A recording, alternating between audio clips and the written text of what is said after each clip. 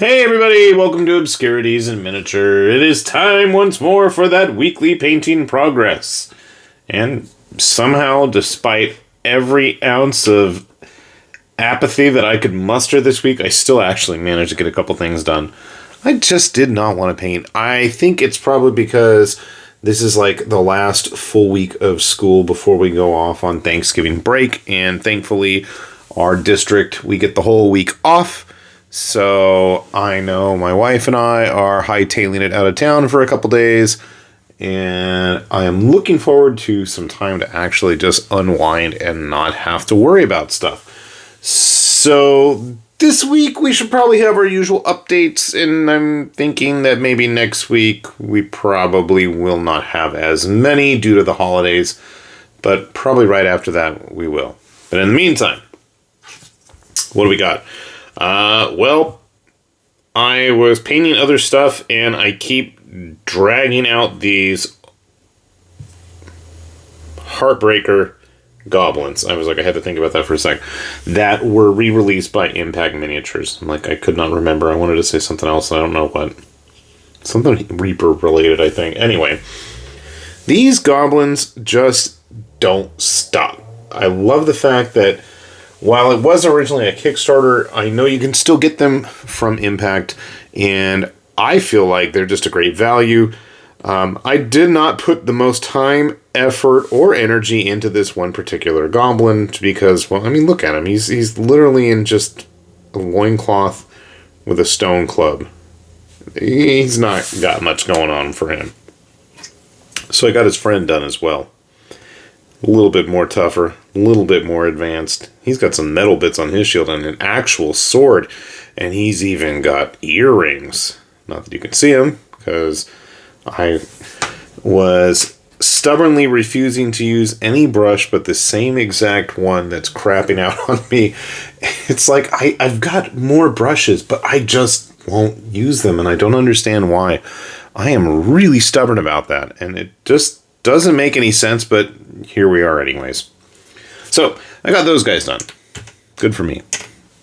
I am eventually going to drag them back into a game. I figure once I've got the whole batch of them, there's probably like close to 20 of them or so. I feel like they're Kev Adams sculpts. Just looking at them makes me think Kev Adams. I feel like I got some orcs too, but maybe that's just my imagination. Anyway, I figure with all of the interest that my students are showing in the older kids at school, I'll put something together that's kind of fun for them. But I got a little ahead of myself here, and I was really enjoying this Cult of the Pale One from the Dragon Trappers Lodge and their albino lizards that I just went ahead and started trying to screw around with some of the contrast paints that I still have laying around that never get used anymore. And so I tried painting up one of the albino lizards with just contrasts. And despite the fact that I had to take multiple swipes on the base, he is 100% contrast, nothing else.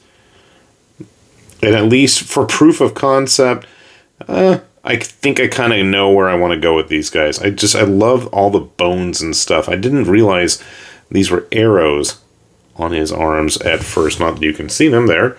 And again, not that I don't have smaller, more detail-oriented brushes that I could have used. I used that same crappy brush that I slathered the goblins with earlier all over this guy as well. So I probably will have a video on them in the very near future this week. Most likely, if you're interested, it's a cool set, and being that the Dragon Trappers Lodge can't resist just piling even more crazy stuff on a monthly basis, there's even more wild creatures to look forward to at this set. So if you are interested in this, they make some great troglodytes or what have you, if that's something you are in the need for your tabletop games. But I mean, considering it'll end up being a full army faction, and especially with those OPR type rules, it'll be a lot of fun to have. Because I've probably got enough for a warband already. And then finally, I started in on the Khador side of the new Warmachine starter set. And I'm okay with my results. I'm not happy. I'm not miserable. I'm just kind of okay. This Army Painter sealer that I have that I'm finally almost out of, that I forgot to get any more of the last time I was at the hobby shop, so now I'm like trying to figure out what I'm going to do, but maybe I'll go get some for on Black Friday or something. You can see here for a matte sealer, it is super duper shiny, and the dots on her eyes seem to have disappeared, so I'm going to have to go back and fix those. But she is one of the hounds for the Khador unit. And I figured, well, if I'm going to paint her, I might as well finish the rest of the unit up, right? So we've got our Gatling gun dude here. And again, way more shiny than I had hoped. But at least the detail is there, and there's a couple spots I'm going to have to go back and fix. So it's interesting looking at the box art, because that's what I was using, that hitter card, to kind of figure out how to paint these guys. And it looks like they didn't actually use any metallics, but went all kind of non-metallic metal on a lot of the uniform. But I wanted these guys to kind of fit in with my traditional Khador kind of winter guard stuff. Not that I can find any of them now. I specifically had them sitting here in the little shelf next to where I like to film, and I'm kind of eyeballing things, and nope, I do not see them, and that's really annoying. Because I know I had one of the Coldon guys and one of the attachments, I think, for the Winter Guard guys. But that's okay, I'll dig them out any one of these days. So we got him. And then finally we got this guy. Jeez, he's super shiny. Funny thing is, the color of their goggles is the same color as those goblin skin. And I forgot to get the studs at the bottom of the shield. And yes, if you're interested, I did paint everything on the backside of that shield. Not that you'd ever be able to know. And I got everything underneath the folds of his jacket. Well, all of them, not just him. Again, not that anybody would ever know. But I did. Because I have to. Because I can't help myself. I did use a little bit more metallic on our female member, but I don't think it made a huge difference.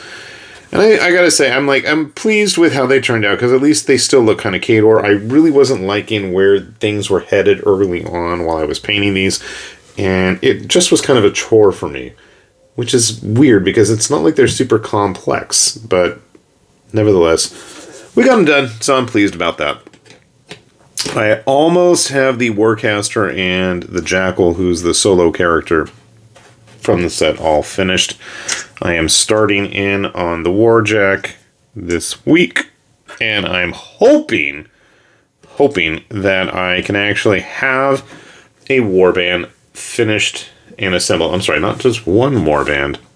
I'm hoping that I can have 2 warbands finished and assembled for Thanksgiving, so we can actually have a Thanksgiving game, at least me and Sparkletrout there, or maybe I'll drag in my kid. If he's game. Probably not, but I can hope, right? Anyway, no, honestly, I am going to try to get these guys done. I figure at the very least, if we have the Khador stuff finished and my magnets for the Crick stuff show up tomorrow, I'm going to try to get them busted out. I've got the gun bore started that goes along with, oh crap, somebody broke, Emperor Carver here. So I figure we are on the right track to get stuff ready to game with. So fingers crossed, I could actually get all that done. Maybe. But in the meantime, if you guys want to check any of this stuff out, we'll at least have links for impacts. For everybody's, why not, right? And as always, this has been High Lord Tamberlane with Obscurities and Miniatures, saying thanks for watching, and we'll see you back here soon. Bye-bye.